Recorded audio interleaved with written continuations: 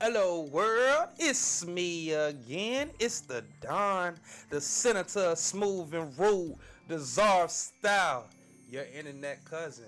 Coming to you live from the 804, the 75. Why? Cause we global, baby. Yeah!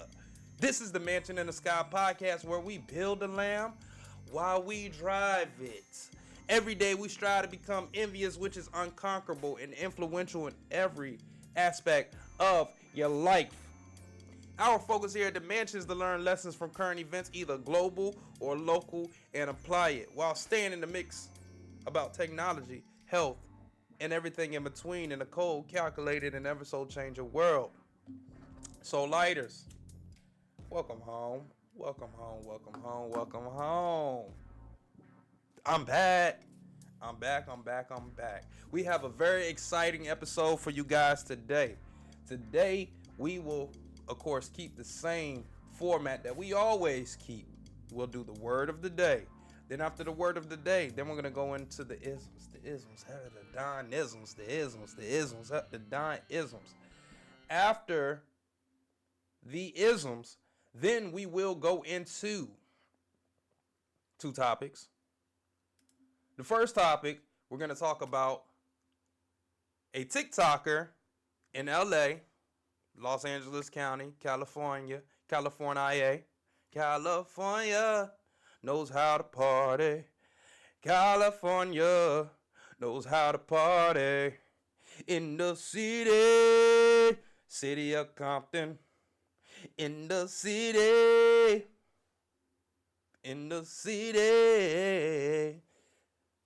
TikToker Nahsiyah Turner, 17, shared a happy final post hours before she was found badly wounded behind a mall and died.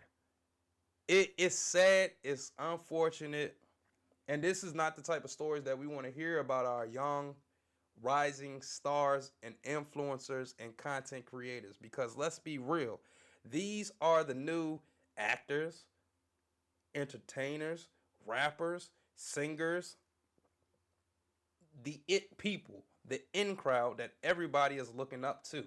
So I'm gonna do a deep dive in on or into these content creators and the aura that surrounds these characters, because these are things that, let's say you want to be a TikToker, a content creator, an influencer.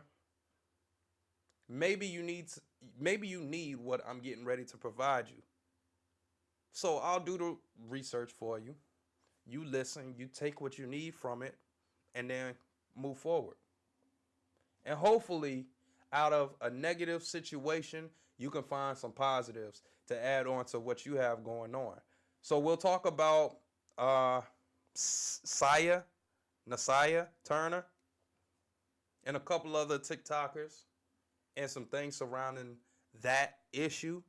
And then we'll move in to the next topic, which will be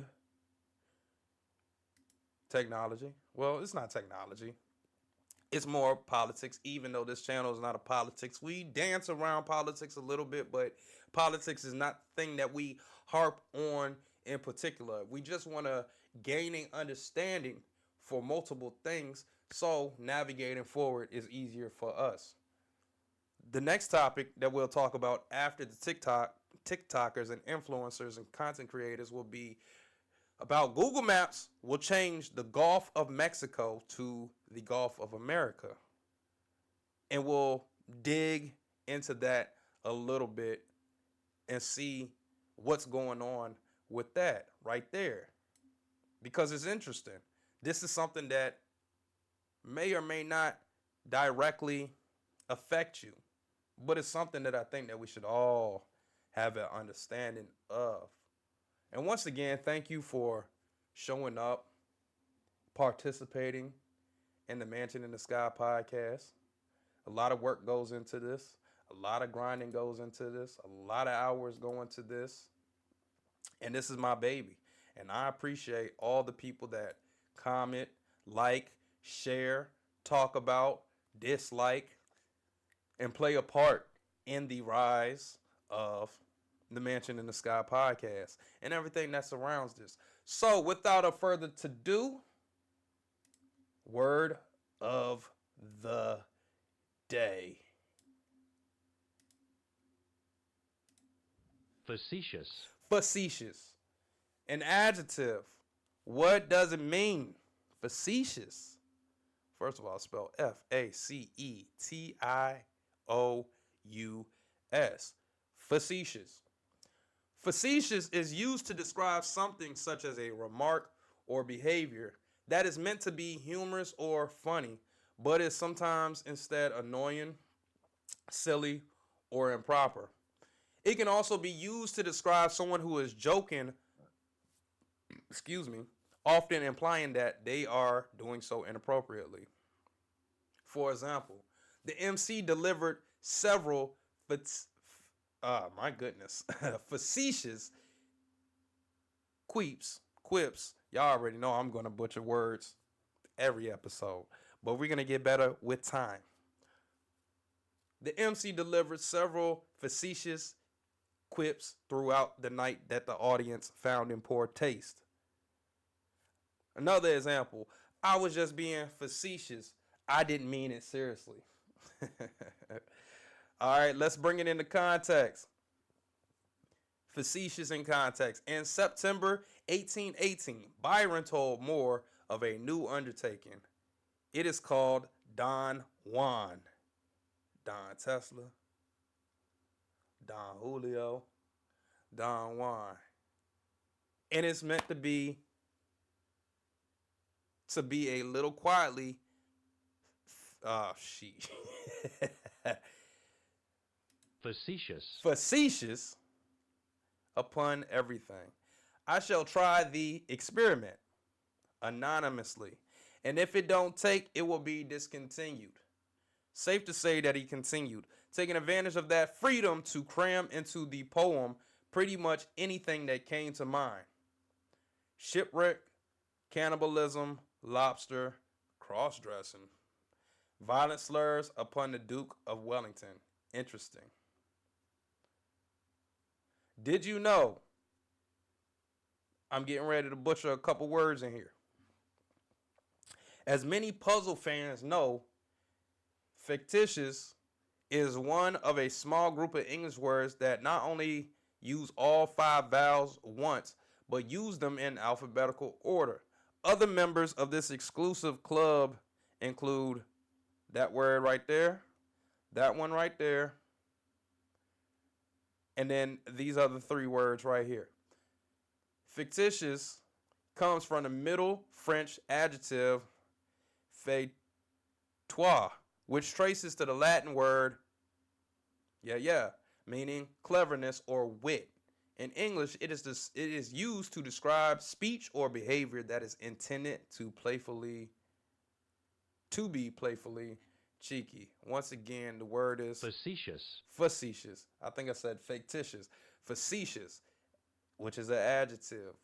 And ladies and gentlemen, that is the word of the day. Let's go into the isms. The isms. The Don isms. The isms. The isms. The Don isms. This is a poem that's close to my heart. It was given to me by my mother a couple years ago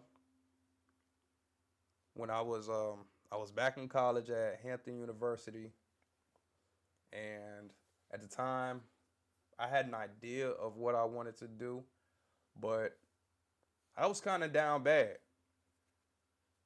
I wasn't getting it. It wasn't making sense to me. The I study a lot of successful people. And the thing that I find with successful people is they all they come into a problem and they tackle it little by little, and then they put systems into play in order to tackle these problems.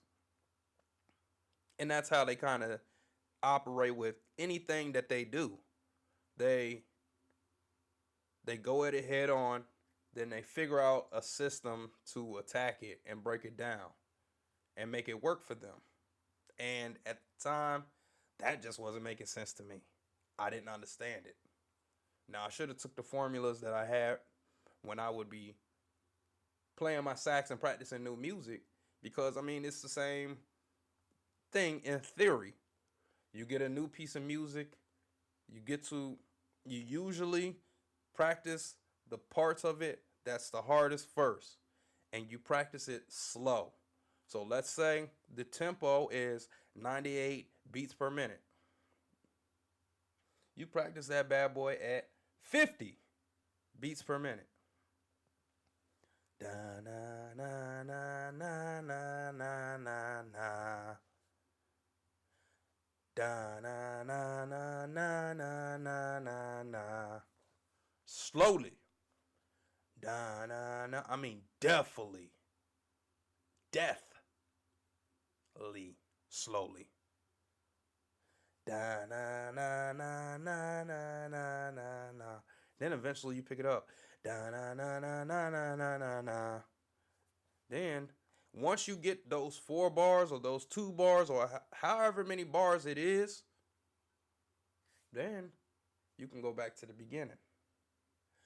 Da na na na na na na na na na da na na na na na na na na na na na na na na na na na, and then it's easier. So I should have took that theory and applied it to school, but I wasn't thinking like that. I had other things on my mind.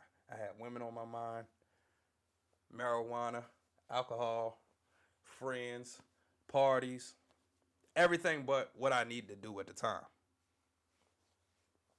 And anyways, I never expressed this to my mother at the time, but she could tell I just wasn't figuring it out.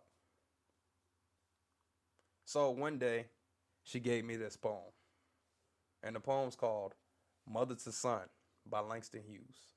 And it goes like this. Well, son, I'll tell you, life for me ain't been no crystal stair.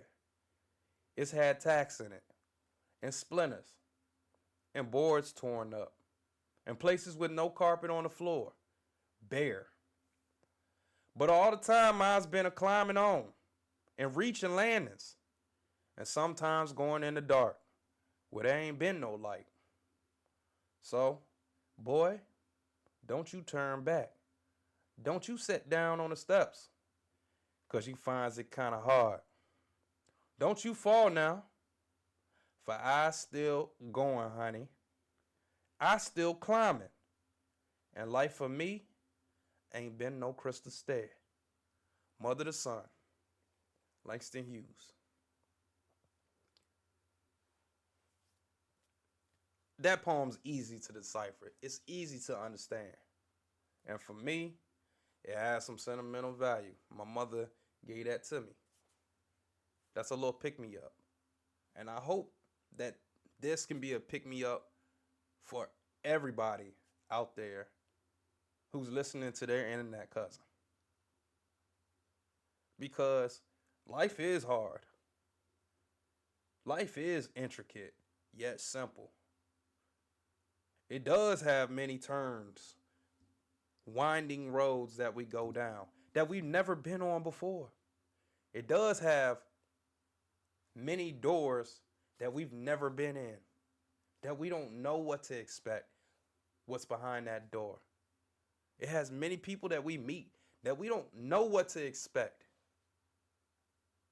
And sometimes we just gotta keep it going, keep pushing forward, whether there's light in that room or not, and figure it out. And sometimes you'll fall. Sometimes you'll find boards with tacks in it. Boards that's ripped, torn. Places with no carpet on the floor. Bare.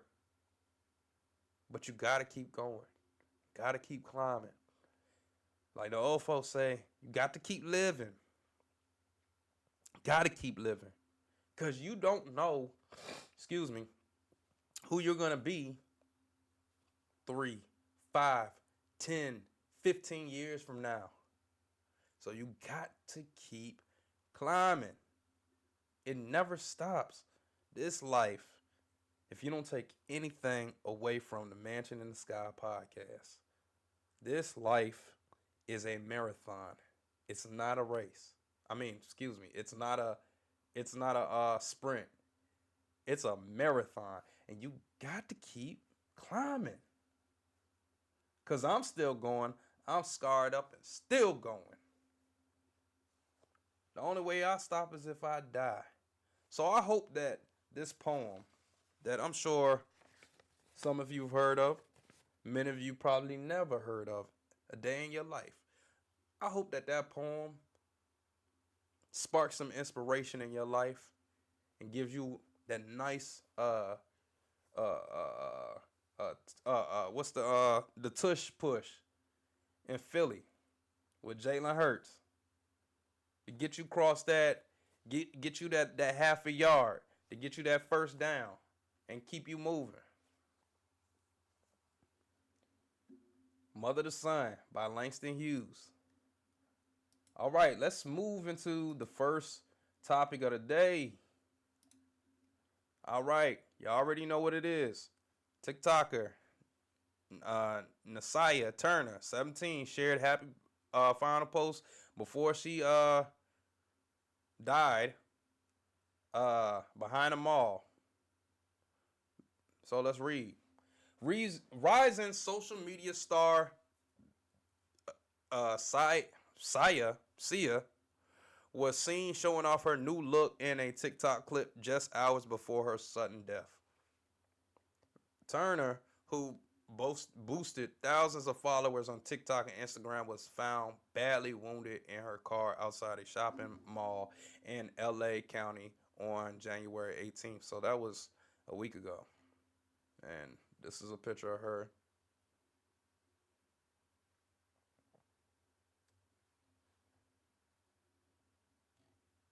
These are pictures of her. Cops swooped on the Los Cietos Center and found the social media star unresponsive. The 17-year-old was rushed to the hospital where she was pronounced dead. Witnesses told how they heard a commotion in the mall's parking lot as reported by Los. I'm going to go ahead and put this back. Um, Witnesses told how they heard a commotion in the mall's parking lot. There was a lady passed out in a full car of boys and one girl, all screaming. The manager of a Chipotle restaurant told the outlet. More than 10 police cars and 2 ambulances rushed to the shopping mall. One nurse reportedly worked on the TikToker for at least 10 minutes. Around 20 cars were reportedly stuck in the mall parking lot and couldn't leave.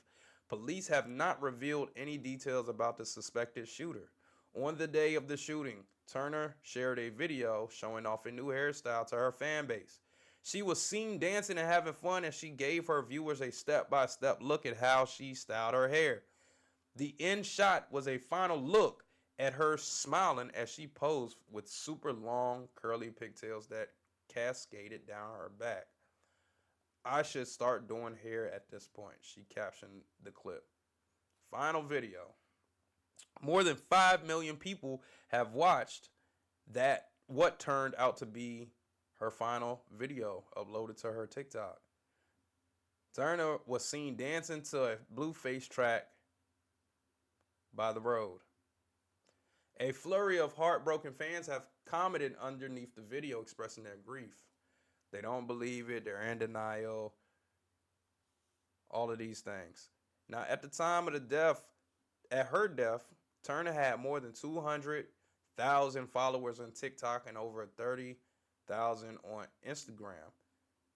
Her Instagram following has since jumped to 36,700, and her TikTok is now over 300,000 followers, and she's racked up 9.6 million likes. And that's this is her again.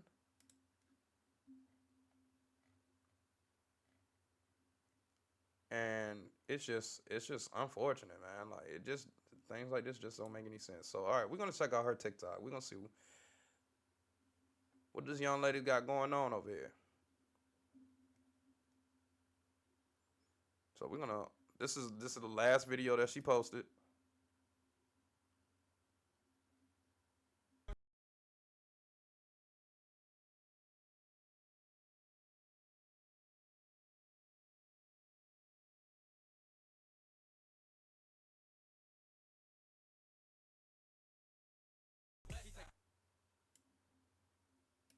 Hey man, it's crazy. It's so crazy. Like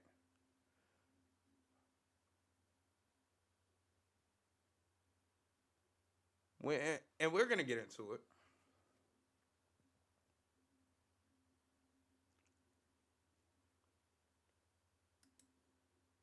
So those are a couple videos. Let's check out looks to be her most popular video. So we're gonna check that out. Go here. What? Nah, I'm on the phone. Who the fuck did your hair? What? Nah, I'm on the phone. And then we'll check out a few more. Bitch, if I can. And I will break a bitch in Japan. Nigga been the man since I came out the womb. My bitch is the shit. You can smell her perfume. Damn. And she mine. Get out of here. Big booty, big titties, all mine. I'm about to, but I'ma break a bitch if I can. And let's check out a couple more. Cause obviously she is popular. She is extremely popular.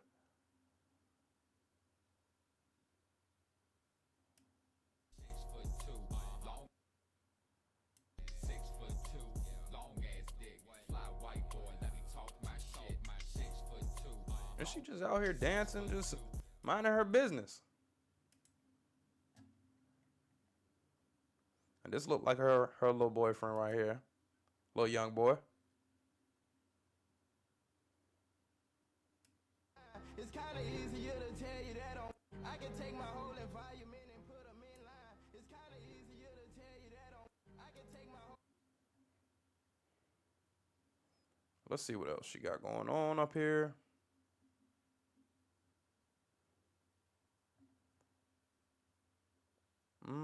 Let's see. Stop acting like you trying to grab a safe. Stop acting like them diamonds cause it mean. You must don't like you don't buy shit when you shopping. I got her hair done and nails done, now she popping. GLS 600. Stop acting like you trying to grab a safe. Stop acting like them diamonds cause it mean. You must don't like you don't buy shit when you shopping. I got her hair done and nails done, now she... All right. Let's get to it. The positive and negative effects of fame and being a celebrity. Now, what I want, my whole point of this is to say that, or my whole point of doing this topic and this issue is to point out that these stats that I'm getting ready to read, this is what people want to do. This is what the kids want to do. Hell, this is what I'm doing. I'm living my dream right now. All my life, I've been doing this. Maybe not TikTok, but I've been doing YouTube. I've been in the radio industry. I've been making music. I've been a musician all my life. I've been in this industry for a long time. And according to Master P, you're not in the music industry until you have a hit record. But I've been working and I've been lockstep, whatever, with this industry and with these type of people. And things have changed a little bit. Now, when I go through this list, these kids in Gen Z, they still want to be actors. They still want to be musicians. But look where the change is. Number one. Okay, let's start at the top. Top 10 careers children, Gen Z, Gen Alpha, aspire to be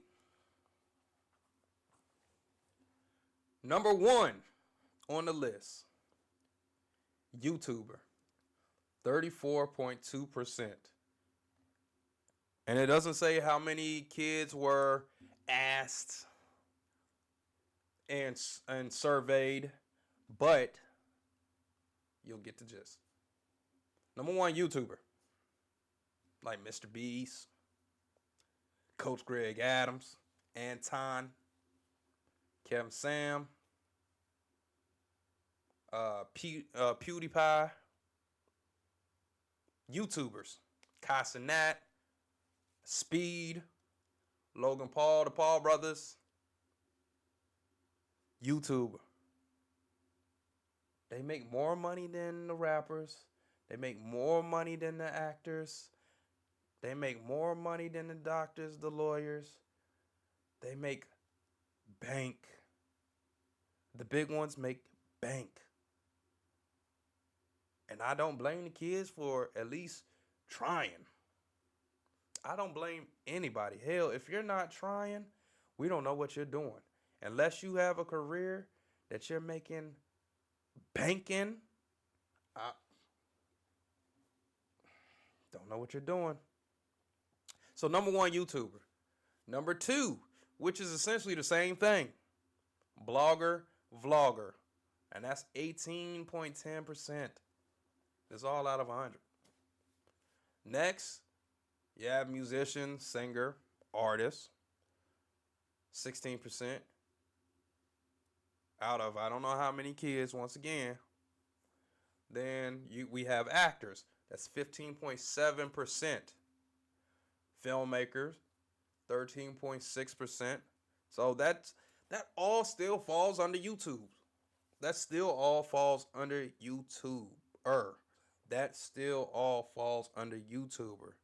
Because you make films, yeah, you're sending them off to the Cannes Film Festival, Sundance, but they still end up on YouTube or Netflix or Amazon Prime Video, Prime, whatever, MGM Plus, Disney Plus. You're still trying to get them on these streaming platforms, and it all leads back to YouTube. YouTube is the number one streaming platform in the world.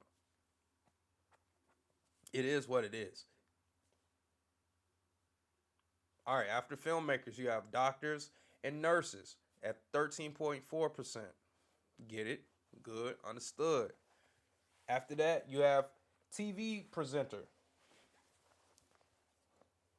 So I can only assume that that's like a weatherman, weather girl, or something like that. Or a news anchor like Joy Taylor, Shannon Sharp, Stephen A. Smith, Tucker Carlson. But that's still, they're doing YouTube also. Shannon Sharp, Club Shay Shay, Joy Taylor. I used to watch her podcast. Maybe I'm crazy. Stephen A. Smith. He had a radio show called The Stephen A. Smith Show, which I used to listen to and watch on YouTube. And then he stopped for a while because they upped his bag on ESPN. And then he linked up, or he got Shannon Sharp on First Take. And then he got his podcast back. Now he got his nephew up there, and he's doing it pretty much the same way that he was doing his radio show before he had stopped it, where he was having people call in, and everybody's going to antagonize Stephen A. Smith. That's Stephen A. Smith's thing, is people antagonizing him and him antagonizing them back. That's the Stephen A. Smith brand. And that's his show. His nephew antagonizes him. The callers who call in antagonize the things that he says. And he's got trampoline skin and it just bounce off him. And it goes and it pops. But it's on YouTube. Next, athlete, teacher, both 7.9%, about 12%.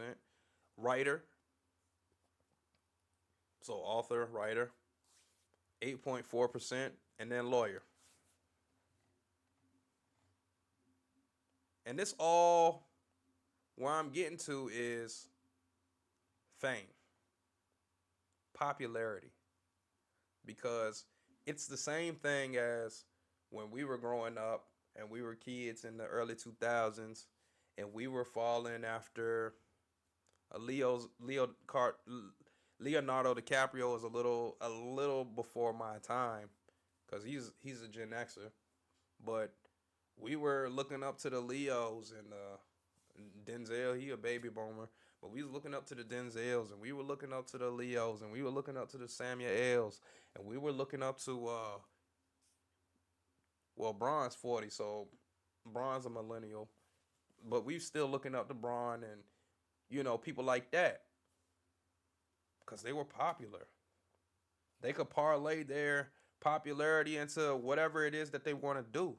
Just like how Bron came in the league as a basketball player, signed his deal with Nike, has Spring Hill uh, entertainment company, whether it's popping off or not, but he still parlayed that into whatever it is. Plus, of course, Bron is rich. Bron got a Billy, but still,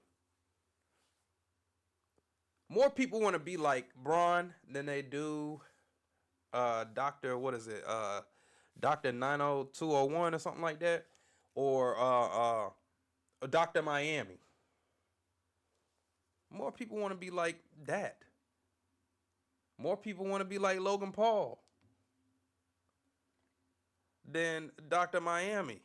And Dr. Miami's on YouTube. What I'm saying is, things have changed. It's a different game. But still, I'll say this.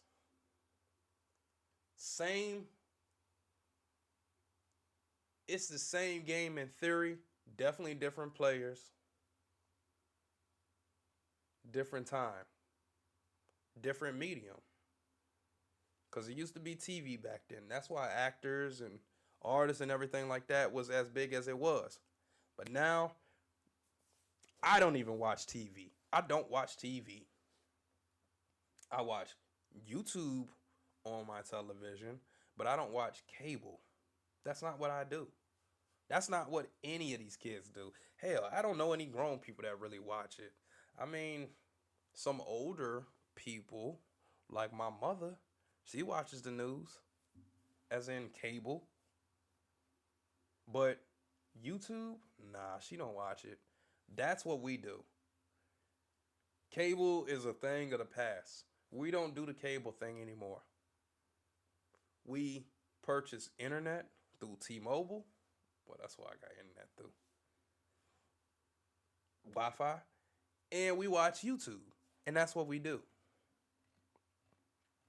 So I'm going to run through this a little bit. And then I kind of just want to stick to... Anyways, the advantages of fame in the celebrity lifestyle or popular lifestyle or lifestyles of influencers, content creators, because that's the name of the game now. Wealth. Yes, they are making a bag.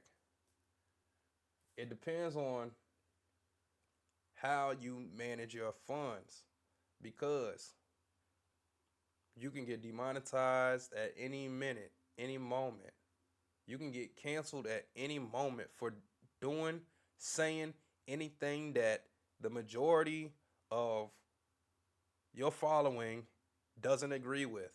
Because you got to think, once you get to a certain stature, the majority of those people are hate watching you.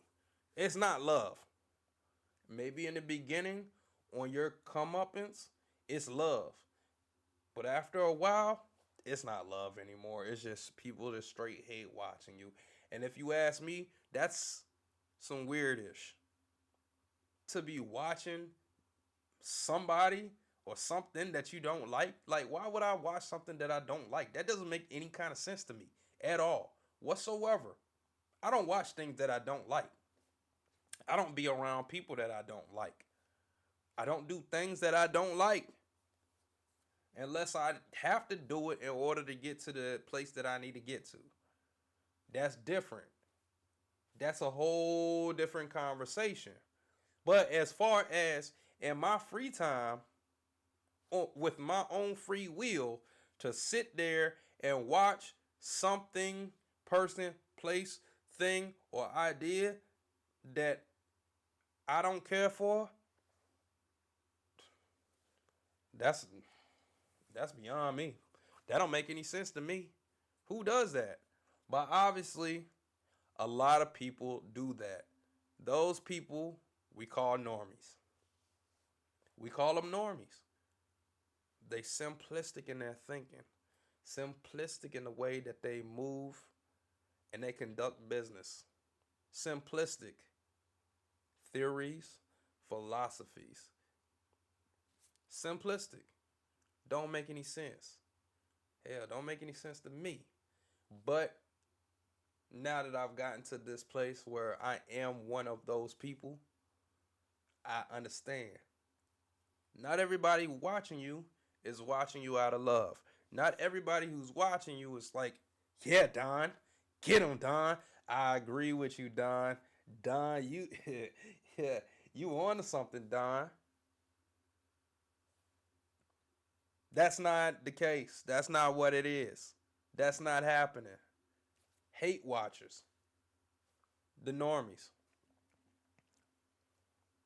So wealth, famous celebrities generally come from with or attract and create opportunities to make a lot of money. Money, money, money, money, money. In a culture in which your quality of life is all factors held constant, directly proportional to your bank balance. There is something to be said for a career that brings with it money, bank, bag, vault. The wealth porn the media subjects us to, from luxurious. Why they say wealth porn? I'm reading this article. And it says the wealth porn the media subjects us to, from luxurious homes and cars to expensive clothes and other materialistic pleasures, also draws us in, adults and children alike. Could have used another word. I get it. Eh. What's on your mind? Who wrote this article? Because I usually always shout out the people who write this article. I don't even know how to say her name, so we gonna let her be. I'm not gonna hate read on the girl.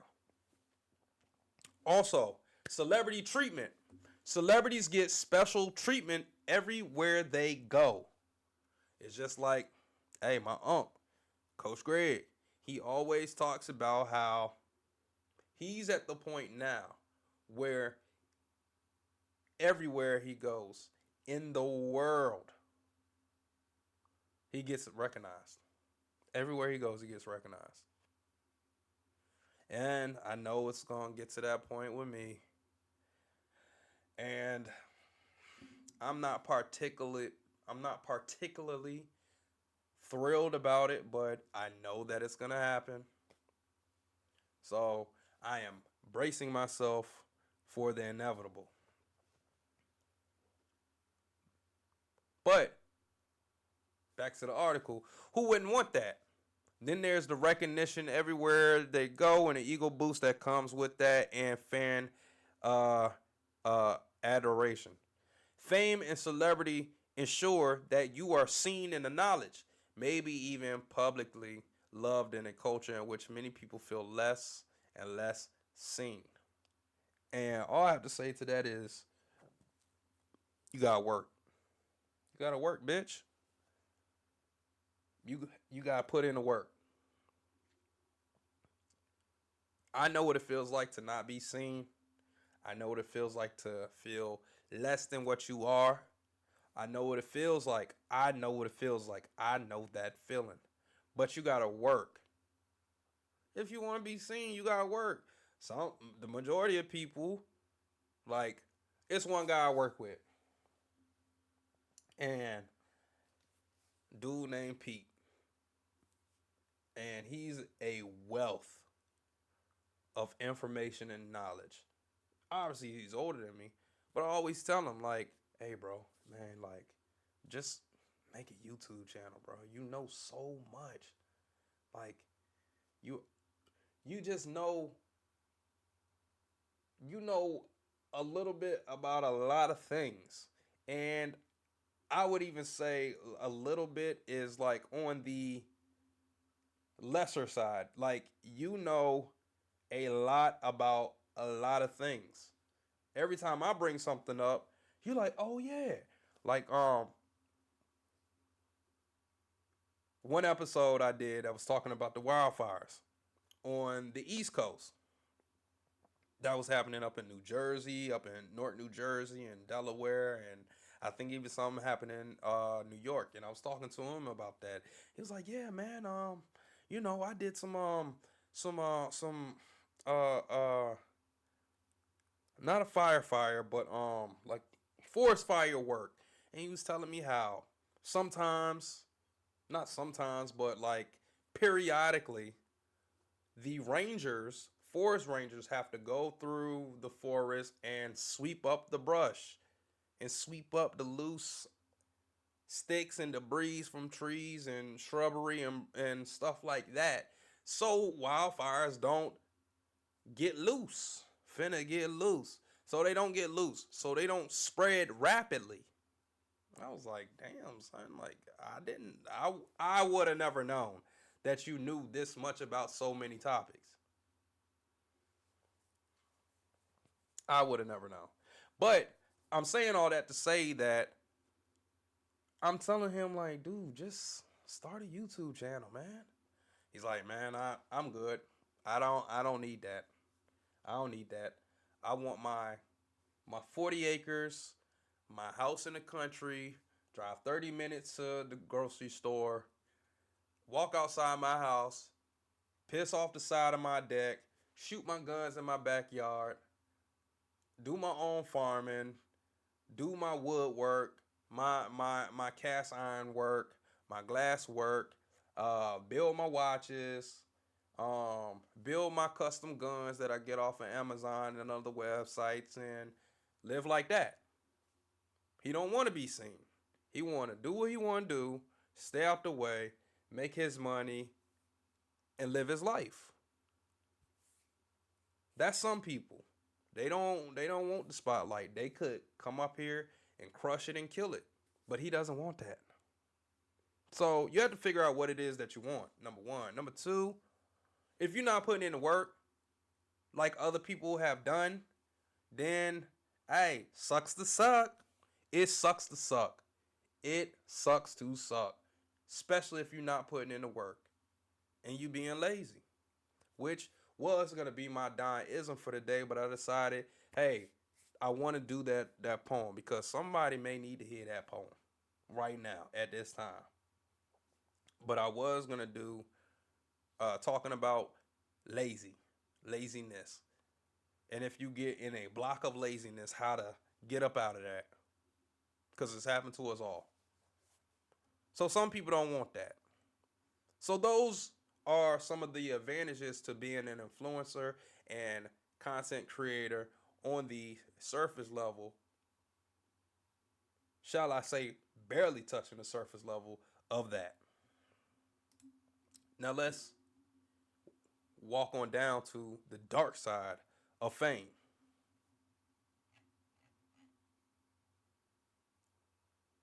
In this generation and society, we all dream of, well, some dream of the desire for fame. Fame, by definition, is the state of being known or talked about by many people, especially on account of notable achievements, like many celebrities. Fame comes from with gaining followers, fans, and money. It's a perfect life. At least that's what it looks like to us from the outside. Fame comes with many struggles. That includes the lack of privacy, paparazzi, rumors, stalkers, and the constant pressure of being in the public eye. Despite our perception of fame, the reality is far from what it truly is. Now, according to a 2014 study by University of Sydney psychology professor Deanna Kinney, the lifespan of pop stars is 25 years less than non-famous people. Her study also showed that the chances of death from these causes are greater than the US population. Accidental death rates were between 5 and 10 times greater. Accidental. I think jealousy and envy. But suicide rates were between 2 and 7 times greater, and homicide rates were up to 8 times greater than the US population. According to psychologist and author Pamela Stevenson, quote, fame is extremely bad for your health. Many celebrities struggle with their mental health, including anxiety, depression, body image issues, and other mental struggles with their health. I feel like when people label people as famous, they take away a lot of substance that they have as a person. This is what Harry Styles said in a 2013 interview. Now, being labeled as famous means losing what makes you a person. Fame comes with the complete inability to function as a normal human being. Nothing can be normal. Everything you do is being watched, photographed, and questioned everywhere you go. It's as simple as going to the grocery store, getting gas, and grabbing lunch. Now, another celebrity who struggles with fame is Kristen Stewart. I never heard of her. Fame is the worst thing in the world, especially if it's pointless. When people say, I want to be famous, why? You don't do anything? A lot of people don't do anything. That's why they want to be famous. A lot of people don't have a purpose. A lot of people aren't on a mission. A lot of people are just copying and pasting what other people are doing. I've been doing this for a long time. I'm ready to scale it up. And if the fame just so happens to come from it, I want to parlay that into something else and eventually get it to the point where I could be like my friend Pete, have my own house with a lake, with parcels and acres and a lot of animals, where I can walk outside on my backyard butt ball naked and shoot guns in my backyard and mind my own business.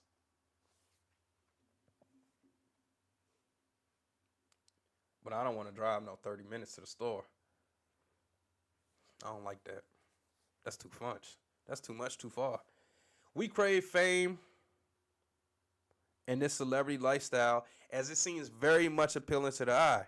We think that fame comes with everything we can ever dream of: wealth, being known and seen, being surrounded by paparazzi, giving autographs, taking selfies with fans. However, being famous comes at the expense of losing privacy, constant judgment, and scrutiny. The solution is not easy, but it's simple. We'll always want to be known and be seen by others, but rather than encouraging fame, we should be known and seen by the people we already have, not by strangers, fans, or the media. Don't spend your life feeling miserable or unsatisfied with their own life just because a celebrity has a better or perfect one. Having fame does not guarantee happiness. Be satisfied with your life and what you're given. This way you won't be thinking about getting rich and famous, but you will be living in the present. And I agree. My refrigerator's going crazy. I can hear it from in here. Now, the one thing that they did not say in that interview or in that article, that wonderfully written article, or even the one before that, was this. And you don't even have to be famous to experience something like this. Absolutely not. Jealousy versus envious. What are they? What's the difference? Is there a difference?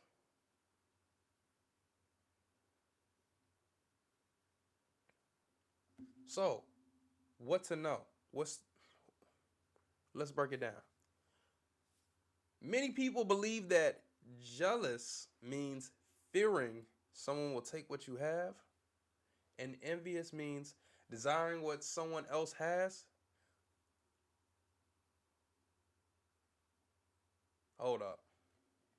Let's go down. Because I'm on Webster right now. And I did not read this, but I just pulled it up. Let's get right. Let's get right. Means historic usage shows that both mean, I don't know how to say that, and are interchangeable when describing desiring someone else's possessions. However, when referring to romantic feelings, only jealous can be used to mean possessively suspicious, as in a jealous husband. All right. Is there a difference between jealous and envious? That depends on who you ask. Some people have a view in this matter that is similar to that expressed by the noted lexicographic scholar Homer Simpson. I'm not jealous, I'm envious. Jealousy is when you worry someone will take what you have. Envy is wanting what someone else has. There you go. There you go. Let's say it again. Let's say it one more time for the people in the top balcony. Jealousy is when you worry someone will take what you have. Envy is wanting what someone else has. Why be either one? You need to work, bitch. Work, bitch. You need to work, bitch. You need to grind. The only times I ever let these emotions, these adjectives creep into my mainframe was when I wasn't working.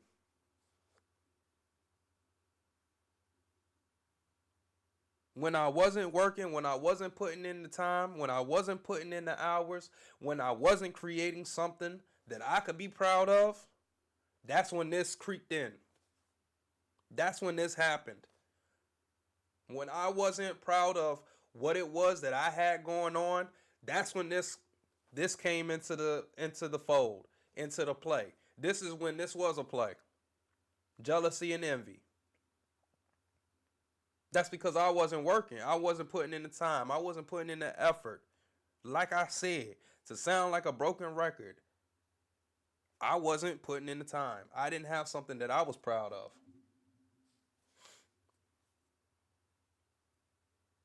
I have nothing to be jealous of. When it comes to women, hey, if you take my woman, well, I guess she was never my woman to begin with. What I got to be jealous of? What I have to be envious of? I can't speak for anybody else, but I get one, I got one. If I lose one, I'm going to get another one. And probably the next one that I get is going to be better than the one that I had previously. And that's just how it goes. I can't speak for that man, but I can speak for this man right here. I get a woman, I got a woman. I lose a woman, I'ma gain another woman, and that next woman gonna be better than the last one I had. And that's just how it goes when you're dealing with me. I'm not gonna get jealous. I'm not gonna get envious. I don't want the next man's woman. I'll admire what this man has in his possession. To me, Real ones admire what another real one has. But at the same time, while I'm admiring what you have, I'm either doing what I have to do to maintain what I have over here, or I'm working on my own. I'm not plotting on what you got going on. I'm not doing that. Too much time, too much effort, and there's too many out here that I can get that need help. Financial help.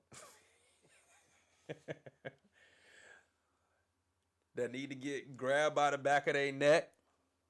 It's too many out here. It's too many out here. Now, bringing it back in full rotation. I think what happened to this young lady is someone in her crew was jealous. Or envious, excuse me. Because it's a difference. Jealousy is when you worry someone will take what you have. Envy is when someone wants what you got or what somebody else has. I think she had somebody in her crew who was envious. How's she the only one that got shot? Now, I don't know if she was with these people, but this is a young woman, 17, about to be 18. Why is she out there by herself? Where's her friends? Where's her boyfriend? How'd this happen? I don't have enough context clues to even begin to put together what's going on. But I'm willing to put my money on it that somebody was envious. And if that's not the case, that's the case with a lot of these. Today we're going to talk about influencers, even though I did bring up athletes and actors and things of that nature. But we're talking about content creators, TikTokers, IG models, influencers, content creators, YouTubers, and things like that. So we're going to roll into and piggyback off of the envy thing and the disdain and the change that happens to the people who are around you when you become or start to become prominent and you start to gain influence and you start to come into your power and you start to get on your mission and your purpose and people start to feel it. And yes, you change because you got to change who you are. You got to kill the old person and move that out so the new one can move in. And usually the people around you can't accept it. Unless you got people like me around you. I'm going to let you do what you got to do. If you still deal with me, that's fine. If not, hey, I'm going to be your cheerleader. Cuz I'm working too. I got to earn my spot just like how you earned yours. You got to work, bitch. You got to work. So we're going to go through a whole list of TikTokers and influencers who passed because of envy, jealousy, and just a straight up disdain for them. Because of some of these may have been situations where this person, this influencer, this content creator did something to spark this. But I believe envy played a part in it in a lot of these cases. So let's go back up and let's get to Anthony Baraha Haas.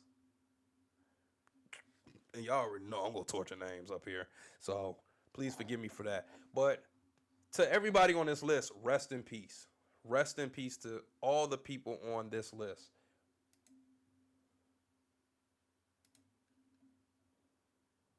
So let's see. We're going to look at his most popular video. This is him right here. And this is him on the article.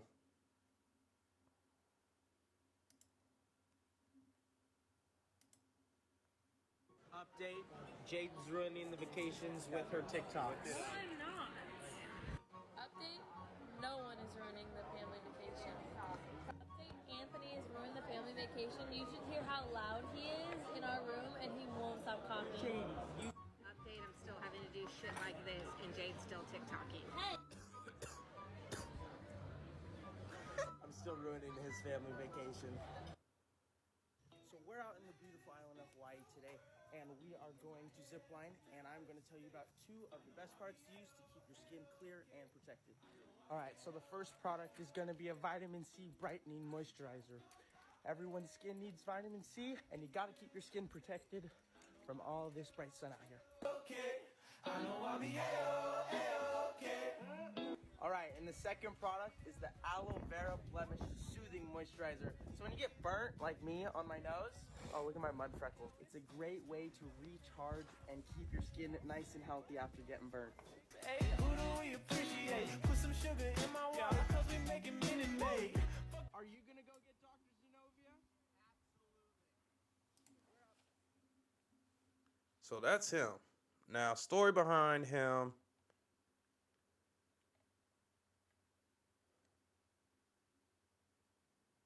is he had a lot of followers. And he was shot and killed at a screening of the Forever Purge film. So Anthony and his companion Riley were attending a movie when a 20-year-old man, Joseph Jimenez, entered the screening and shot them both. They were 19 and 18 respectively. Goodrich died as a result of her injuries at the scene, while Anthony was hospitalized before ultimately dying. This guy was taken into custody shortly thereafter as police found a firearm at his home that was a match to the gun used in the shooting. He faced charges including murder, attempted murder, and robbery, and he was held in jail on a $2 million bail. According to the police, the attack was unprovoked. They set up a GoFundMe page for pay the bills and for the wedding. I said the wedding, for the funeral and everything like that. But this, you ask me, now this is not a deep dive on this particular case, but I guarantee you, if that young man, Joseph Jimenez, has something going on in his life, why would he even put himself in that position to do something like that? Doesn't even make any sense. How does that make sense? Who does that? Like, people who have, now, yes, I get it. People who have things going on do crazy things all the time. But if you value what you're creating and what you're doing out here in this world, you're not putting yourself in that position. All right, the next one that I have for you, next TikToker influencer, is Elaine Ferrari. Ceiling. Torching names. Bet you could make a whole clip, 10-minute clip out of me torturing names and butchering words. It'll probably go viral. She was tragically killed after a revealing post. Let's check her out.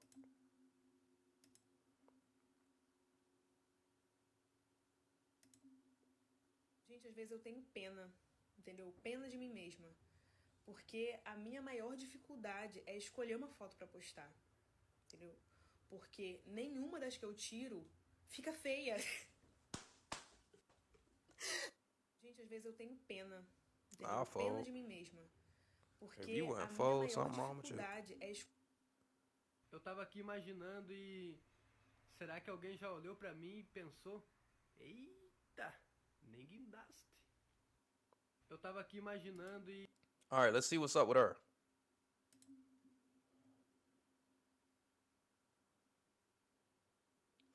So this Brazilian influencer, Elaine, fell into that dark side of social media.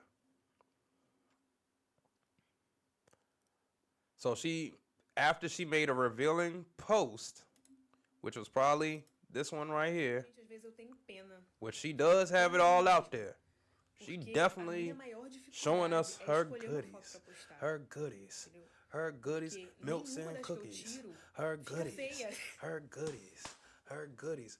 Milk and Gente, às vezes cookies. eu tenho pena. Entendeu? 'Cause she Pena right. de mim mesma. She Porque definitely a right. minha maior dificuldade é escolher uma foto pra postar. She could feed a whole village. Porque nenhuma das que eu tiro Or a couple of fica villages. feia. Matter of fact, she Gente, às vezes eu probably tenho could pena. Entendeu? Pena de mim push mesma. out all Porque a minha the maior air dificuldade é escolher uma foto pra postar. in the next queen Porque nenhuma and das all que the eu workers tiro fica feia. for that village by herself. Gente, às vezes eu tenho pena. But rest in peace. Entendeu? Pena de mim mesma. And yes, I will fold. Porque a minha maior dificuldade é escolher uma foto pra And postar. yes, I would like to take a trip to Brazil Porque nenhuma das que eu tiro fica feia. and get me one. But let's read what happened. After she shared a revealing post, according to some reports, her husband, Alejandro Antonio Aguilera Cantalupi, shot and killed her in January of 2021. So it's been 4 years. Now, a spokesperson revealed that the couple were known to fight a lot, even in public. Now, this is jealousy. Jealousy is when you worry someone will take what you have. But this is also insecurity. She's popular. She's beautiful. Don would fold. Don would put his kids on her face, call her baby face. Other men will put their kids on her face and call her baby face also. But you got to understand that this is what comes with the territory. See, you should have set the guidelines and drawn the line in the sand and said, hey, we're not doing social media. Since that is far gone, so far gone, we're way past that. She's blowing up on social media. You got to know what comes with the territory, man. And you got to be secure enough to know that, hey, I have a beautiful woman, and this is what comes with beautiful women. Women are people, dudes and women are going to try and talk to my girl. I mean, it happened to me. It's happened to me plenty of times, man. Plenty of times. Last time I was out with a decent, not even a woman that looked anything close to what she looked like. A decent woman. I was at this bar called The Bank in Norfolk, off of Little Creek. Shout out to The Bank. It's like a Western country cowboy, cowgirl type of bar, but a lot of military people go in there. A lot of locals go in there.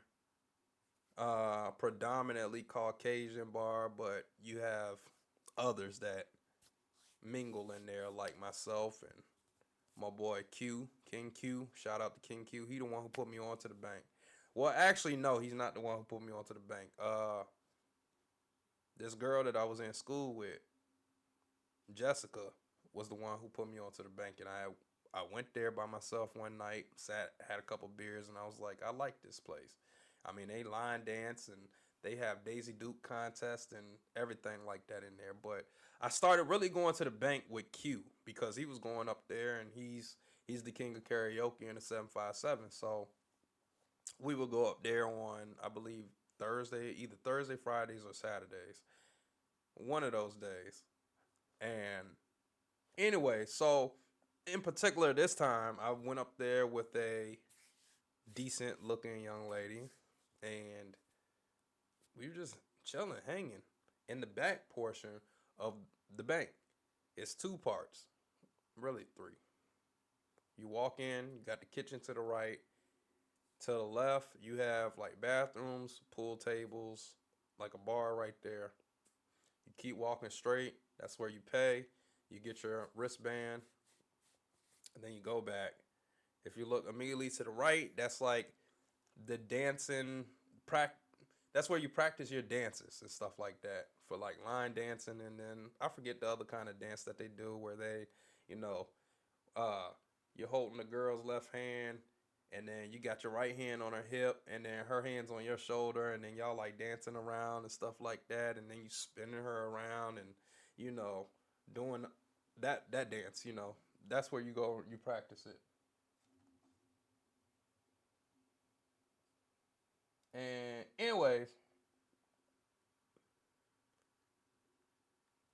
I say you turn to the right, and that's where it is. So you turn back to your left, and you look. And then it's just a big ballroom. It's got a big dance floor in the middle, two bars on each side, uh, tables right here in the front. Um, and then you walk to the back. You walk to the back. Then there's like a wall. Well, stage before you get to the back. Big stage. So dance floor, then stage right here, then wall behind that, then double doors on this side, double doors on this side. And then you go to the back area, and then it's a whole nother section. They have pool tables over to the far right. They have a bunch of tables and stuff like that you can sit at or whatever, whatever. Then they have a stage all the way to the far left, and then they have another bar in the back. So I was back there with this young lady, and we were just like sitting, chilling, listening to karaoke, minding our business, drinking, having fun, catching up, reminiscing, things of that nature. So I'm obviously paying for all the drinks. I go to get a drink for the two of us, another one. I come back. I see some big black dude talking to her. Bigger than me. Not big, but bigger than me. And he sees me and he walks off. And mind you, I mean, I wasn't with the chick or whatever. We were just hanging out. I ain't really care. Like, I'm not about to trip out, spaz out, crash out because you want to talk to her. Like, I just know what comes with this. Even ugly chicks are going to have dudes who are going to try and hit on them. I mean, obviously, it's a respect thing, but I get it. Gang recognized gang, and it's a lot of dirty Macs out here. It's a lot of dirty Macs out here, and clearly he was dirty Macking. So he walks away. We're hanging out, we're chilling, we're talking some more. Let me put this on widescreen, full screen, and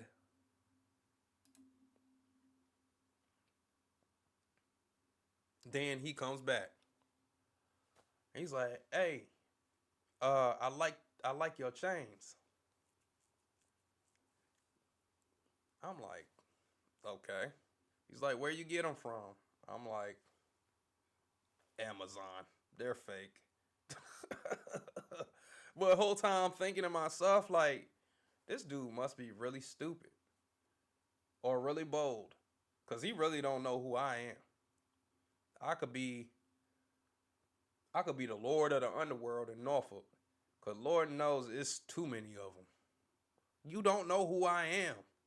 I'm just hanging out. I might be in this country ass bar, but I'm just hanging out. Anyways, he like, yeah, man. I'm a Navy. I think he said he was a Navy officer or something like that. And he's like, man, I like your chick. And I was like, oh shit, here we go.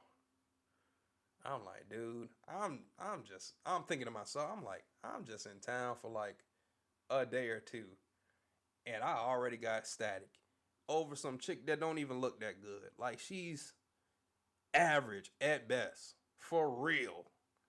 And you really going this hard over this? Like, you really are putting your life in jeopardy over this? Like, okay, cool, you talk to her. When I slide off and you get her number, and I don't know, whatever. Shit happens. But you being this bold, challenging me in front of some woman that I'm with, and you don't even know how I'm gonna react. You just see that I'm short. You don't know who I am. You don't know what I have. This Norfolk. You obviously you don't know or don't care. But that could have went left quickly. And he really wanted to talk to her. But I was like, hey man, look, we chilling. We don't have time for that, man. Go somewhere, bro. And he walked away. Then I had left, came back. He tried to talk to her again. And I didn't care. Because I'm like, that's not my woman. Like, I'm not speaking for her. You know what I mean? Now, when I came back, he recognized and then he left again. Cause I think he started to get the picture like, hey, look, I'm chilling. Like I am relaxed right now, brother.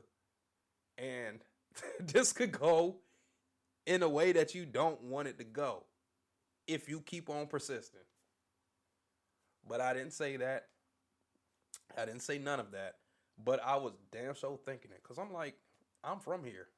It's nothing for me to call somebody and turn this place upside down for no reason. But I'm here with some woman that ain't even, we just hanging out, having a good time, man. And it is what it is. But I'm saying all that to say that you got to be secure. Even though that's some dirty mac and shit. That's filthy work. That's some filthy work. That's like back in the day when they would have those dances and a dude would be like, hey, you mind if I cut in? You mind if I cut in? Like, bruh, relax, man. Relax. Like, all these women in here, and you want the average looking one that I have. He was looking for problems that night. Luckily, now I'm not from the underworld. I ain't gonna say if I have underworld ties or not. But I'm just saying, that could have been a night where we all ended up on the news over some dumb shit. It wasn't that deep, man. It was too many women in there. You want to come take mine, and I'm chilling. I'm minding my business. I got fake jewelry on. What are you fucking with me for? You Mr. Navy. You Mr. Navy officer. Go get you one of these single ones in here that didn't come with somebody. That came with a girlfriend. You want to come mess with mine? But I say all that to say that you got to be secure. You have to have security within thyself. Security within thyself, strong emotional intelligence is going to take you a long way. Taking your ball and carrying your ass home is going to take you a long way and save you, what it say? That was somebody else. It's going to save you jail time. It's going to save you an unalivement attempt on your own self. It's going to save you. And that was one of those situations. So with the young lady, the beautiful young lady, rest in peace, Elaine, I believe that's the situation.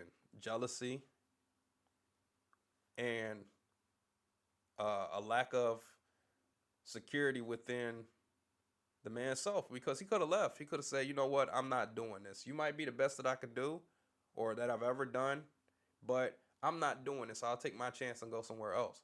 I think that would have been a better move for him. But this is just another situation of when you are popular, it expedites and it expands and it influences the people around you. It really does change the people around you, as we can see, as we can tell. Let's talk about another influencer, Alexis Sharkey. Let's hear her story. Murder of Alexis Sharkey, a 26-year-old social media influencer who seemingly disappeared without a trace in Houston, Texas this past November. At the time of her disappearance, Alexis had been married to 49-year-old Tom Sharkey for less than a year, and the two of them had recently moved to Houston as she pursued her career in social media-based marketing. On Thursday, November 26, 2020, Alexis decided to go out and spend Thanksgiving with her friends, reportedly because of ongoing issues between her and Tom. The following day, her friends and family grew concerned when they couldn't get a hold of her, considering she's constantly on her phone for work. It was Saturday the 28th when Tom called Alexis's family to inform them that he hadn't seen his wife in 2 days. He went on to claim that Alexis stormed out of their apartment following an argument on Thanksgiving and she never returned. Right away, everyone in Alexis's life knew that something was wrong and took to social media to spread the word of her disappearance. They had no way of knowing that her body had already been found that morning just 3 miles away from her home. This is the unsolved disappearance and murder of Alexis Sharkey, a 26-year-old social media influencer who seemingly disappeared without a trace in Houston, Texas this past November. At the time of her disappearance, Alexis had been married to 49-year-old Tom Sharkey for less than a year, and the two of them had recently moved to Houston as she pursued her career in social media-based marketing. On Thursday... Now, I haven't looked very hard to see where her TikTok account is, but I can almost guarantee you, same situation as the last one. Crime of passion. On top of the fact that she's popular. It's hard to deal with. Beautiful women, number one. That insecurity is going to be there. But it gets expedited. It gets expanded when she's popular and she's, let's just be frank. You might not agree with how I put it, but I'm going to say it anyways. We're all whores. We just sell different parts of ourselves. She's selling what she has. It might not be OnlyFans, but she's selling what she has. She's selling her look. She's selling her beauty. She's popular. She's an influencer. And I'm willing to bet some money. I ain't going to say how much, but I'm willing to bet some money. It was him that took her out. Murder still unsolved. 26-year-old. We seen it. 87,000 followers on IG, 84,000 on IG, and 84,000 followers and 1.3 million likes on TikTok. Her body was found, like they said, 3 miles away from the house in Houston, Texas. November 2020. Ruled by death by strangulation. No one's been arrested in connection to the murder. And they're taking their time to find the suspect. Guarantee you it was him. Guaranteed. Guaranteed you. Guaranteed it. He couldn't take it.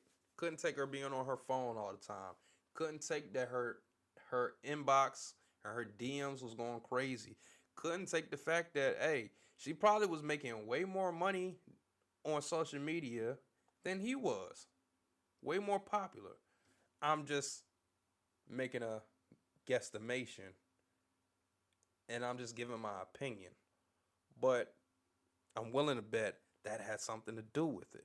Her success, her influence was affecting the people around her. Her man. Here's another case. Creator Swavey, known for his dancing moves, died at 19. Let's check him out.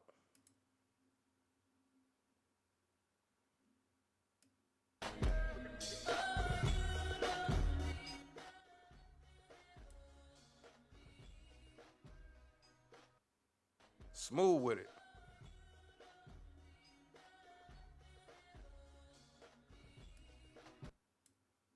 Smooth with it. Let's hear his story.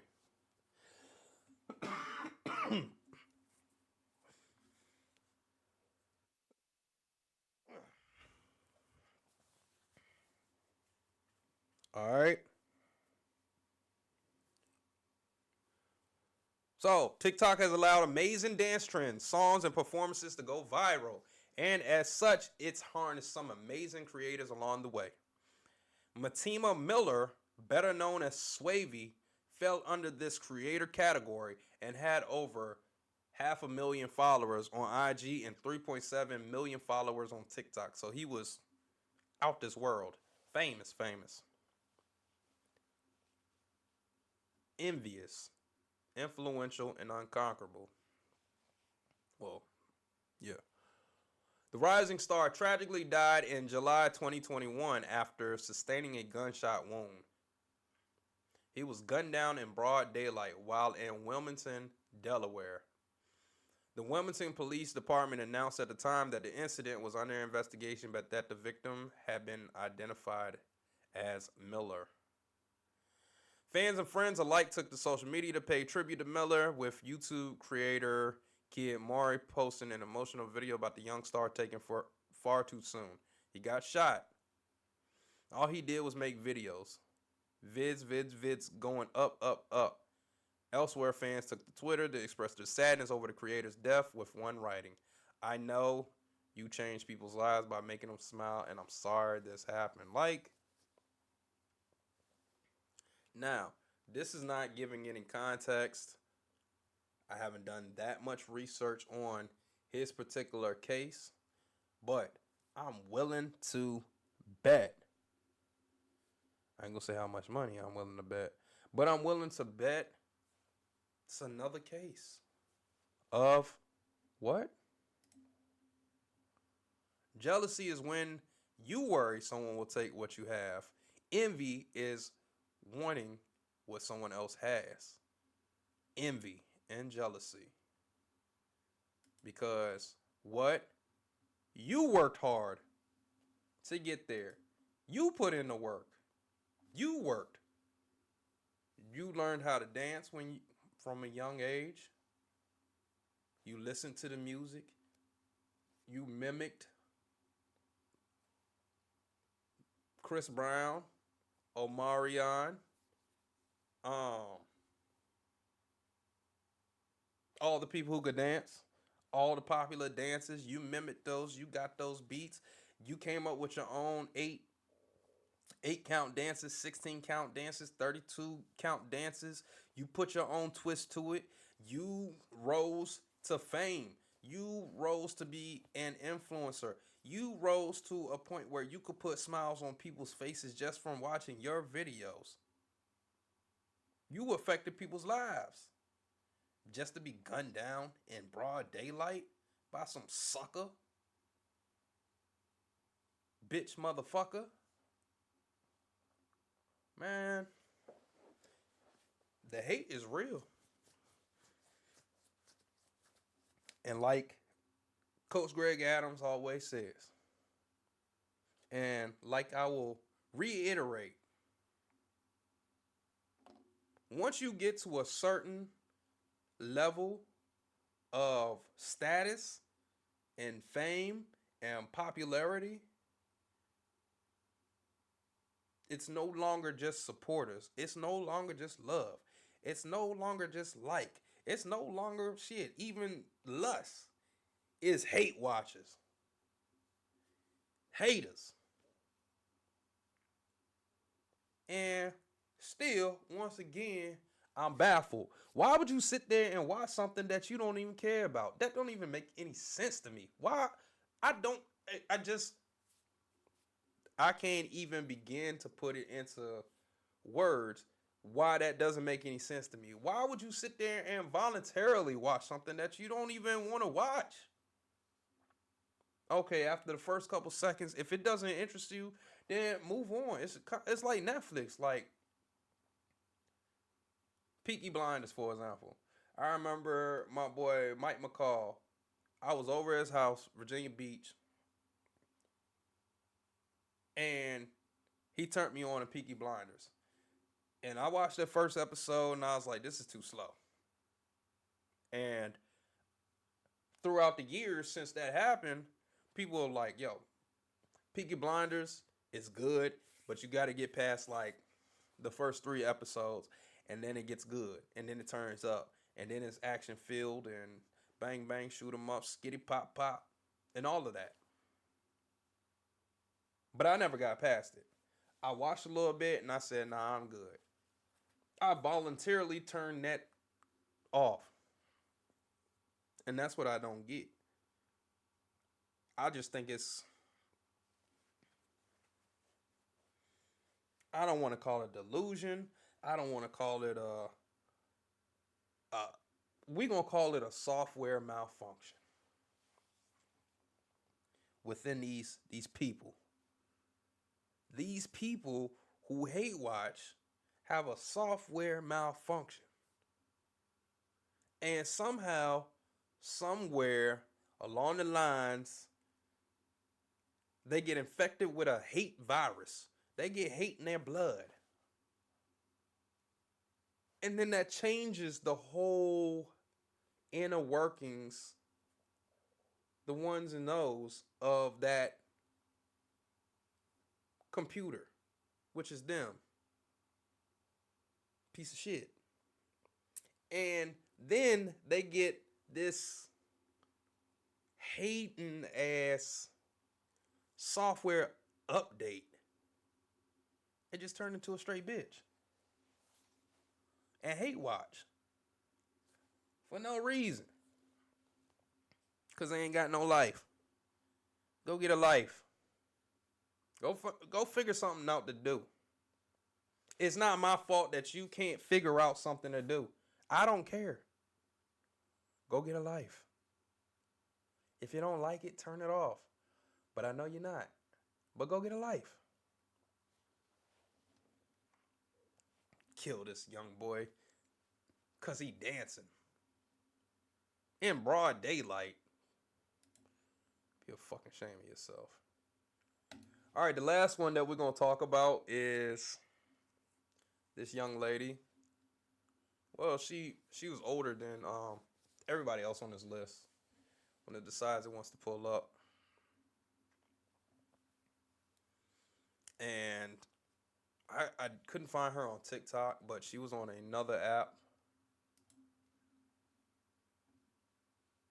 So this TikTok star was burned alive by ex-husband during live stream as fans hear chilling screams.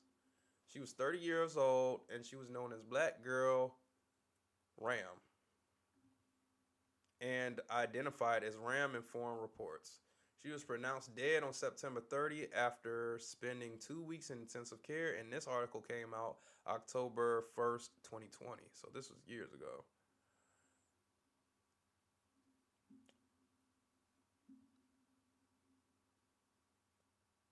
So she was in Western China. Her ex-partner allegedly broke into her home and carried out the brutal attack in front of her family members. She was left with burns that covered 90% of her body and fell into a coma. She fought for her life in intensive care for 2 weeks and was tragically pronounced dead on September 30th. And that's a picture of her.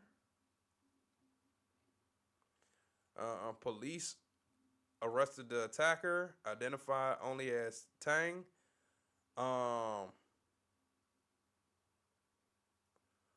And some reports suggested he launched the attack after she began divorce proceedings due to domestic violence. The couple have 2 young sons. Ram was a popular vlogger who rose to fame on Douyin. So that's the equivalent, the Chinese equivalent of TikTok. She had more than 782,000 followers and shared the last video on September 14th. Ram performed a song and shared her best wishes with her fans. Later on, her live broadcast cut to black before fans heard screams. Now, following the tragedy, Zuma asked for funds to cover the health care with approximately 1 million yen, which is about 114,000 pounds, or, well, I don't know if that's dollars or pounds.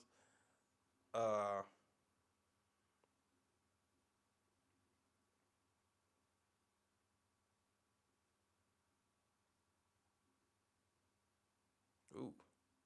Does this have something to do with it too? Or is this different? Ronnie McNutt. Sheesh. Man blowing his face off. Ronnie McNutt, 33, killed himself in his Mississippi home while live streaming his unalivement.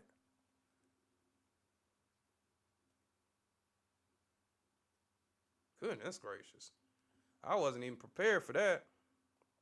That caught me off guard. But yeah.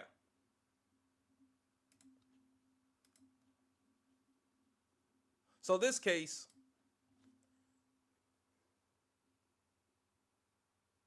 still is along the lines of, well, this particular case, and once again, I don't have full context over what occurred and what led up to that, besides that there was a divorce proceeding which led up to that. But what about the domestic violence? What caused that? Was it because obviously Black Girl Ram, even though she didn't look black, was popular? She was up.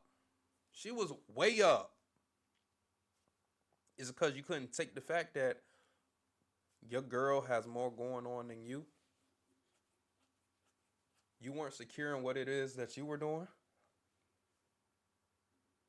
It's unacceptable, man. It is. But the whole point is to get you guys to understand that, and to bring awareness to, that this fame thing isn't all that it's cut out to be. The people around you change. They can't handle it. They can't handle who you become. Now, you might not have a desire to become this, but what you need to watch out for is jealousy and envy. Jealousy is when you worry someone will take what you have. Envy is wanting what someone else has. You have to worry about jealous people and envious people. And understand that, yes, women will kill you, but these men, they dangerous. They're dangerous and they will kill you. They will take you out. Especially if they're insecure, they haters, they hate watching. They will take you out. So be careful out here. I'm not just saying this for you. I'm also saying this for myself. Because I don't bother anybody. And I still get antagonized. I mind my own. I don't care. I have my women. I have my friends. I do what I do. And people still antagonize for no reason. And it didn't bother me for a long time. But I recognize who I am. I'm going places. Always have been. But I'm really going places now. So I have to properly assess what I'm getting myself into. And I think that you should too. Whether you own your own plumbing company, whether you are a truck driver,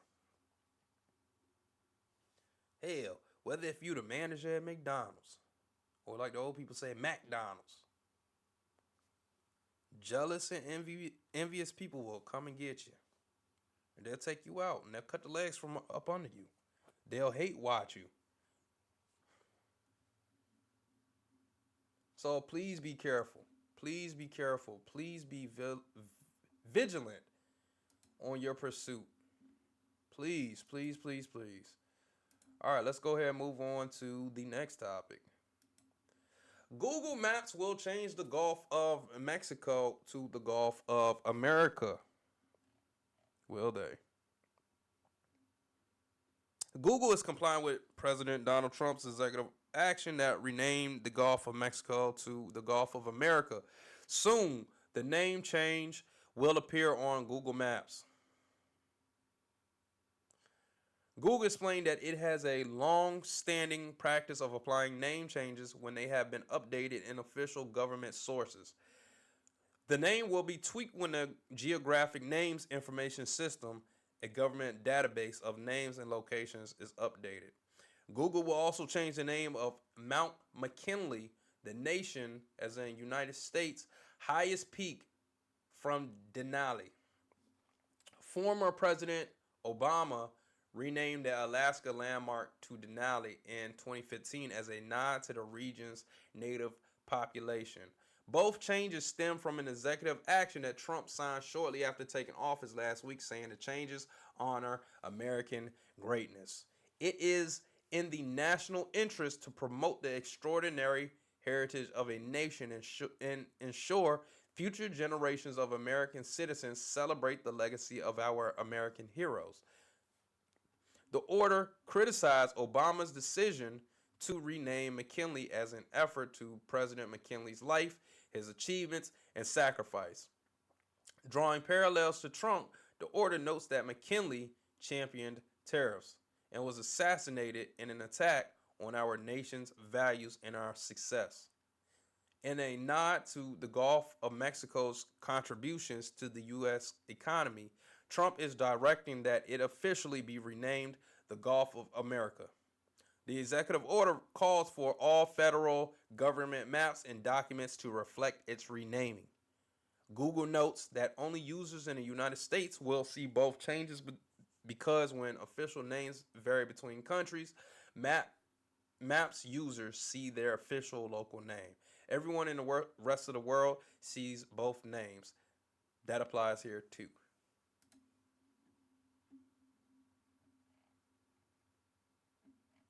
I thought I had a video of this. Could have sworn I had it. Yeah, here it is. I meant to play that first.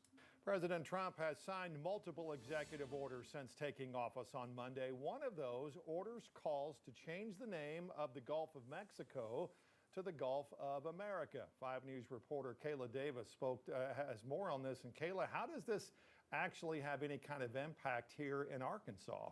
Darren, today State Representative Aaron Pilkington of Johnson County introduced a bill. Hold on, before we go for it, let's see what Forbes is saying. Or are we gonna read from Forbes? So he signed this on his first day in office.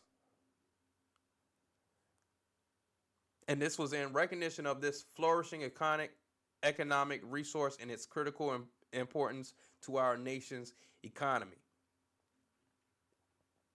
Now, the key facts: the order signed Monday tells the Secretary of the Interior Trump has tapped North Dakota governor for the job to change the name of the body of water in the country's geographic names information system database within 30 days. The move will trigger all federal agency maps, contracts, and other documents to use the new name when referring to the Gulf, which borders roughly 1,700 miles of coast in each of the United States and Mexico. Trump's order, titled Restoring Names That Honor American Greatness, also demanded the highest peak in North... yeah, we already talked about that. Now, right here, the question is, can he rename the Gulf of Mexico? Yes and no. Now, also, will other countries call it the Gulf of America? Let's finish the video and then we're going to go over and look at the executive orders. At the state capitol. Because, in fact, he can change the name of it. But I'm going to explain it to you when we go to the Federal Register.gov, and then when we go to the actual WhiteHouse.gov site, and it all makes sense, because at first I heard it and I was like, all right, so they're changing the name of the Gulf of Mexico. All my life I've known it as Gulf of Mexico. Cool. Then Trump get in the office. He been in office, what, 9 days. And now, okay, now you're changing it to Gulf of America. That's fine. Do what you gotta do. But then I was like, okay, I don't want to report on something or speak on something that may or may not be true, may or may not be the case. So I said, all right, let me go ahead and let me get my facts together. Let me do my fact checking before I start talking, because I already know that people going to jump in the comments and be like, oh, well, Don, why you talking about things that ain't even true? What you doing? You don't make no sense. Why? Crying. So I said, all right, let me go look up these executive orders, because I also need to know what's going on in this country, what's being signed. I can't just be blindly led. I refuse to be blindly led. So I went and I looked. And we'll get there. But we're going to go through this video to rename the Gulf of Mexico to the Gulf of America. The bill states the Gulf is an important hub for American energy production, trade, and tourism, and Arkansas has strong economic ties to industries relying on the body of water. The proposed legislation calls for state agencies to update official state maps, documents, educational materials, and any other communications to reflect the name change. I asked students at the University of Arkansas their opinion on that change.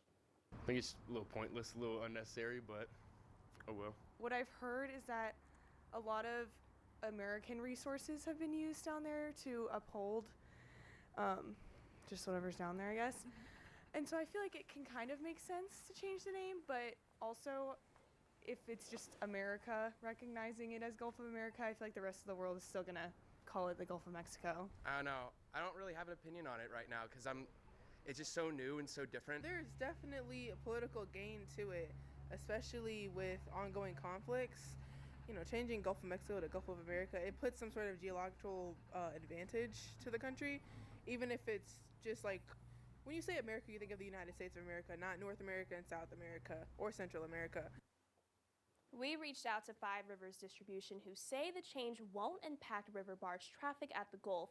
And we also checked in with the Corps of Engineers, who says there will be no impacts. Kayla Davis, 5 News. Get matched today. I definitely agree.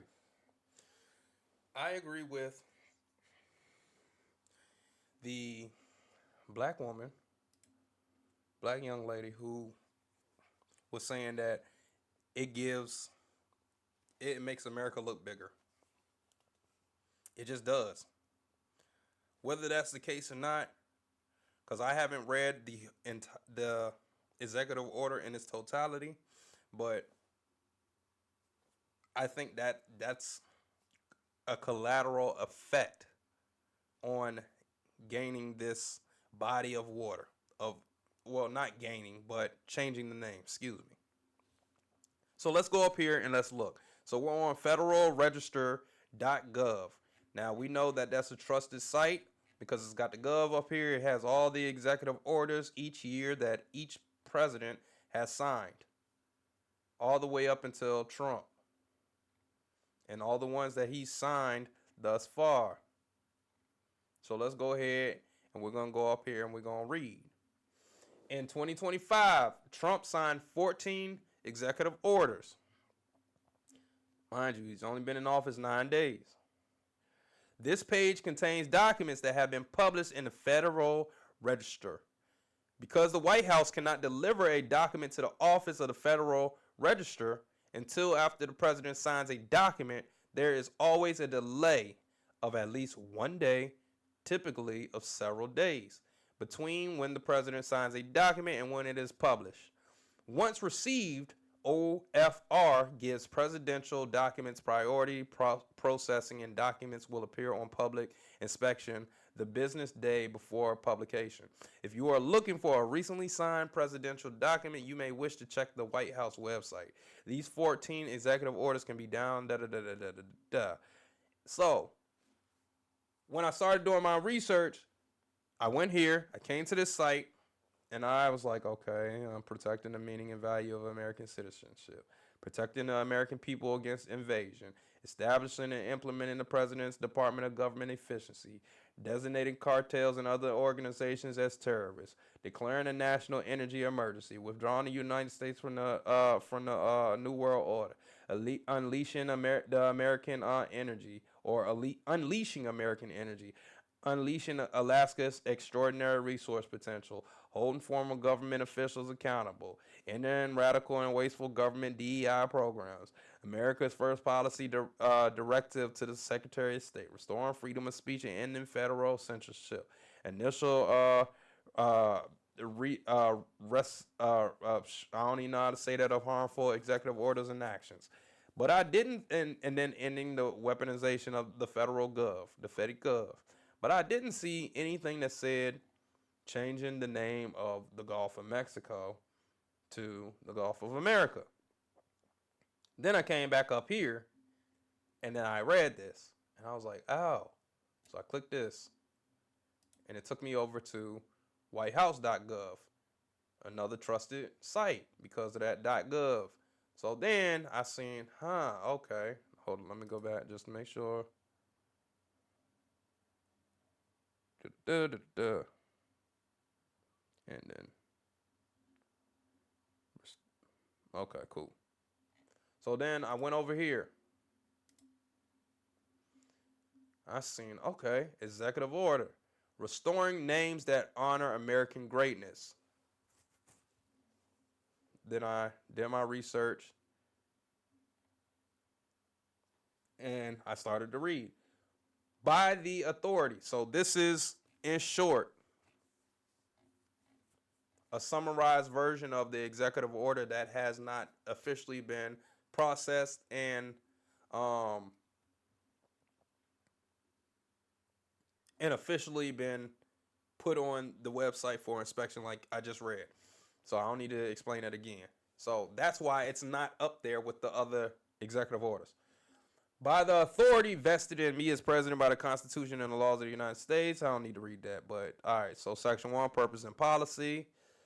It's saying it's in the nation's interest to promote the heritage of our nation. All right. Section 2, appointments to the U.S. Board on Geographic Names.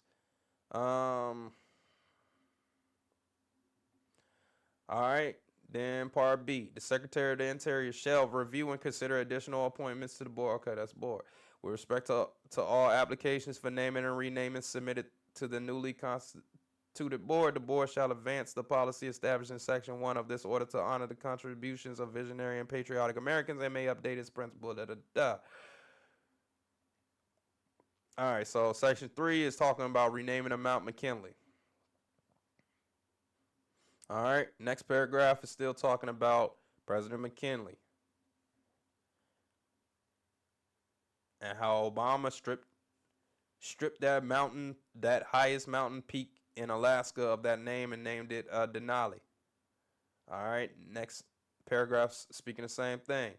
Now saying within 30 days of the date of this order, the Secretary of the Interior shall, consistent with that section and part, reinstate the name of Mount McKinley. All right. The Secretary of the Interior shall work with Alaska Native entities and state and local organizations to adopt names for landmarks to honor the history and culture of the Alaskan people. So always remember, can't have it all at one time. It's all about trade-offs. Section 4 gets into the renaming. Gulf of America. The area formerly known as the Gulf of Mexico has long been an integral asset to our once beginning nation and has remained an indelible part of America. The Gulf has a crucial artery for America's early trade and global commerce. It is the largest Gulf in the world, and the United States coastline along this remarkable body of water spans 1,700 miles and contains nearly 160 million acres. Its natural resources and wildlife remain central to America's economy today. The bountiful geology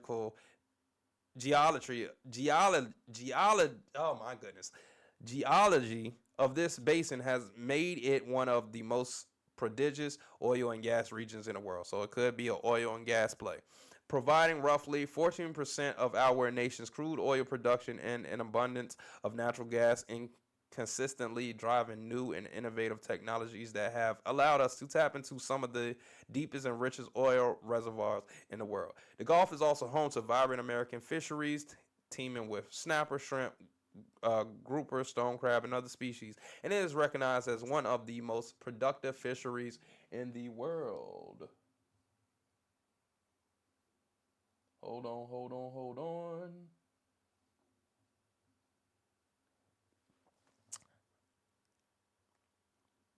So this is basically just telling us pretty much why Trump is claiming this.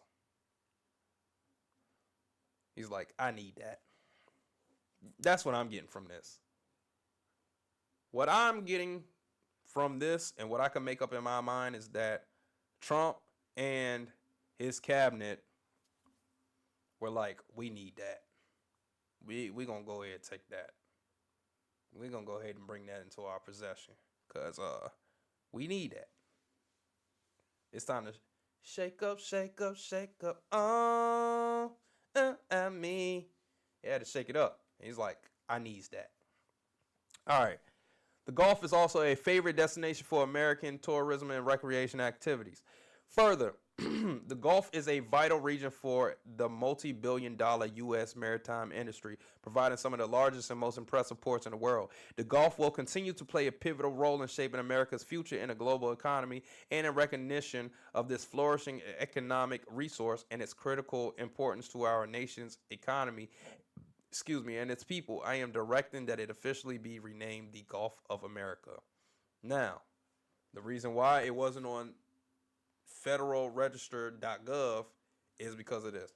As such, within 30 days of the date of this order, the Secretary of the Interior shall, consistent with this section, take all appropriate actions to rename as the Gulf of America. The U.S. continental shelf area bounded by the northeast, north, and northwest by the states of Texas, Louisiana, Mississippi, Alabama, and Florida, and extended to the seaward boundary with Mexico and Cuba in the area formerly named as the Gulf of Mexico. The Secretary shall subsequently update the GNSIS to reflect the renaming of the Gulf and remove all reference to the Gulf. I should have put this in Maine.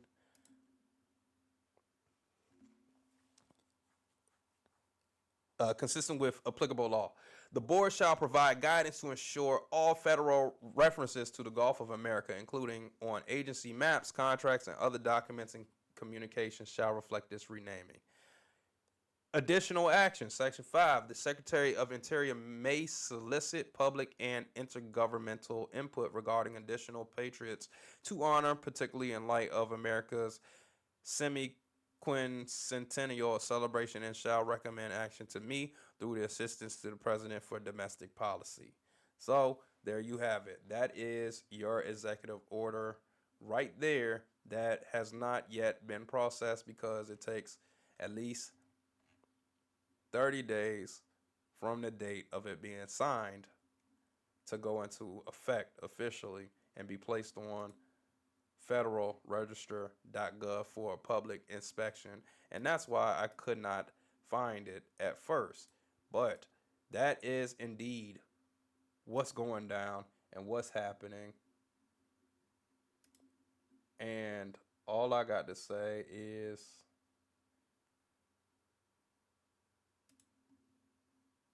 this. That's so That's called fucking. No, that's not what I wanted to say. And if you can just get that in your system, it can change your life. Up there, for real, for real. That's really what I wanted to put up there. But anyways, we're going to go ahead and we're going to close the show out. Let's start this back at the top. So we had a beautiful show today. I mean, this show was crazy. It's long, but it was crazy. So we started the show off with the word of the day. The word of the day was fictitious. Fictitious. Then after that, we went into the Donism. The Donism was the poem Mother to Son. Keep going, keep living. As long as you got life in your body, you can make it happen. You can do whatever it is that you need or you think that you need to do in this life. You're going to make it happen, but you got to work, bitch. You got to work. It's that simple, man. You got to work. You got to put in the work. All right, after that, then we talked about TikTokers, influencers, content creators, what surrounds that being popular, fame, the good side of fame, the bad side of fame. That young lady, Saya, who was murdered at the age of 17 by, I believe, and I'm willing to bet, some jealous and envious people who were around her and her circle at a young age. And then we talked about all the other influencers who have also passed due to similar situations, which I think is unfortunate. And rest in peace, rest easy in heaven. Then after that, then we transition to the Gulf of Mexico, the artist formerly known as the Gulf of Mexico. I'm gonna go ahead and turn this music off. I really don't need it. But nah, last thing that we spoke on, the last topic that we spoke on was the artist formerly known as the Gulf of Mexico, which is now being renamed the Gulf of America by Trump. And it won't be official until 30 days after the executive order was signed. And that goes for any executive orders. 30 days after they're signed, they go into effect.